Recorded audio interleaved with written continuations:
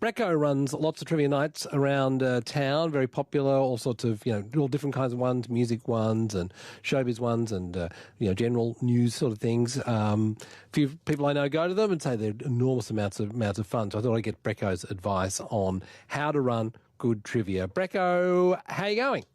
G'day, James. Very well, mate. Now, how do you write a great question? Well, it's you've got to be broad for all the different types of people you've got. So geography, history, pop culture, mix it up. You can reverse engineer on Wikipedia.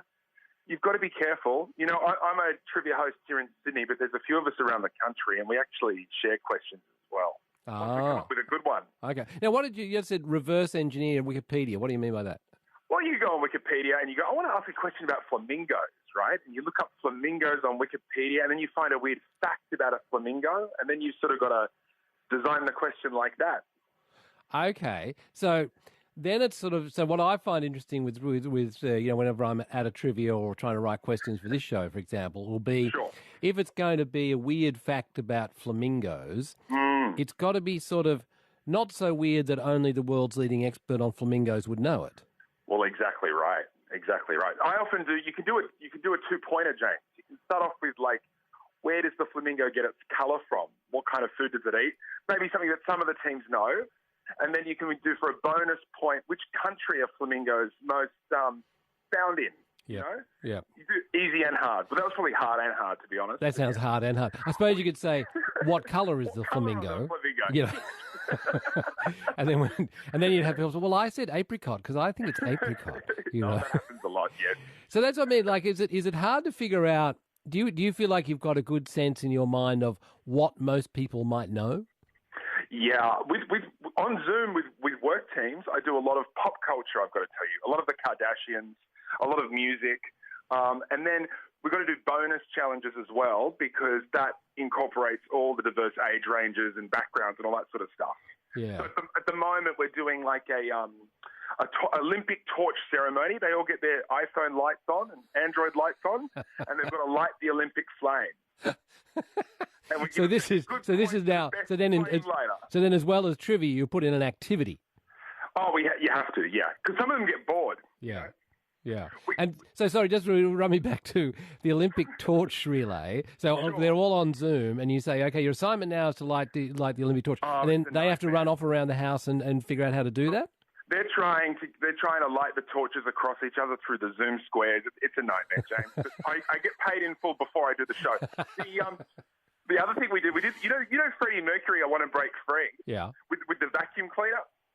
Yeah. I get them out with the vacuum cleaner and they do a little strut down the hallway with their vacuum cleaner singing, nice. I Want to Break Free. Yeah. Just breaks it up from the trivia, Wow, I'm feeling an edge of hysteria with you now, Breko, that oh my God, if this lockdown goes on any longer. I think we're all going a bit crazy. So take me back to sort of, so we're thinking about sort of writing questions. Sure. When you're crafting the question. Yeah. What are there ways of crafting the question that you know that work and ways that don't work? Yes. I think sometimes you have to take yourself outside of your own sort of social milieu. Sometimes I go, oh my God, a Back to the Future question. I love Back to the Future. That's a great question. And then no one gets the answer. Right. So you got to be careful. You got to sort of put your head in the mind of the demo that you have. Yeah, yeah. But I suppose I'm thinking of sort of ways of putting that question. There'd be ways of phrasing that question, which means that it doesn't quite hit. For the novices out there developing a trivia for their friends on Zoom and all that sort of stuff, less is more. If you can ask the question in one sentence instead of a four-sentence sort of paragraph thingy, that's the best way to go. Yeah. But also, you've got to think about the cheaters. That's what you've really got to handle, James. Oh, the cheaters. Well, there's lots of cheaters because you're on Zoom. Everyone's at home with a computer. So if they want to look up the answer, they can. So you've got to do a non-cheating pledge at the beginning with all your friends. Yeah. All right? And then you can do... I do we do a find a word. So I've hidden words in a find. Very hard to Google that. Or right. Okay, yeah. Or anagrams or a Wheel of Fortune style where you've got a famous saying but you've only got a few letters on the screen. Yeah. It's a lot harder to sort of You could just Google flamingos and find out a lot of stuff straight away. That's right. Yeah. It's different to the pubs. Have you ever tried to incorporate? I tried this on the radio for a while. We called it the Google race, and I think Google was still fairly early, so it got a bit tedious. But it'd be sort of like, okay, I've got 2 contestants, and the question is, what's the temperature in Reykjavik? You know. That's great. No, that's really good. Look, it depends who you've got. Sometimes you get a company, you've got all the old girls on there, they're over 50. Oh, Breko, once you've got yourself on the screen, you don't want to divert them off the screen. They'll lose you behind a window. But often we'll do call me maybe. They can call me first. I'll put my phone number in the chat box, and the first person to give me a call or SMS me a selfie, they get a point. Right. You just got to think outside the square online. These are good. These are good. Yeah. These are very, very good. How is it? Is it working well? How do you feel that it's working when you've got 20 people for the night and doing Zoom trivia?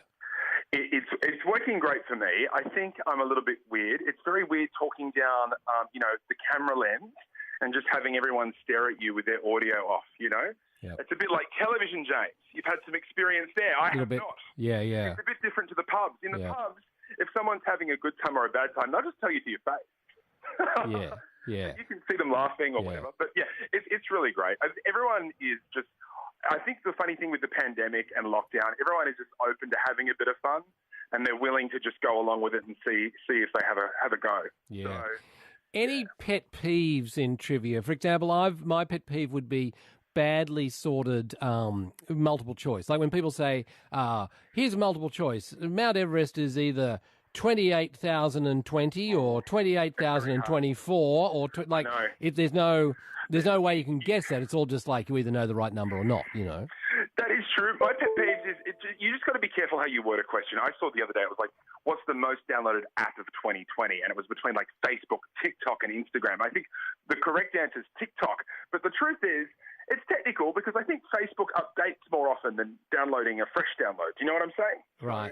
You can get muddy. You got to be careful. Yeah. And you just got to pick your friends carefully. If you have a friend that's really into trivia, that's really taking notes about every point they're getting and all that sort of stuff, you just don't want to invite that person to your private trivia night, Tell them it's cancelled. Yeah. Sorry, we would invite you, but you're no fun, so you are not coming. Exactly. We want fun. How do you adjudicate? If let's go back to that flamingo example. If I said, I'm sorry, I think you'll find it's actually a light apricot, not pink. What do you do? I say, oh, Ralph, I'm sorry, your Zoom's cutting out. We can't hear you. Next question, everybody. Breko, thanks so much. All the best with stuff going on. If people want to sort of look up your trivia and get involved, where would they go? Oh, they can go on my Instagram at Breko. That's Breko or jamesbreko.com.au. Thanks a lot, James. Thanks, Breko. Great to have you along. Some good hints.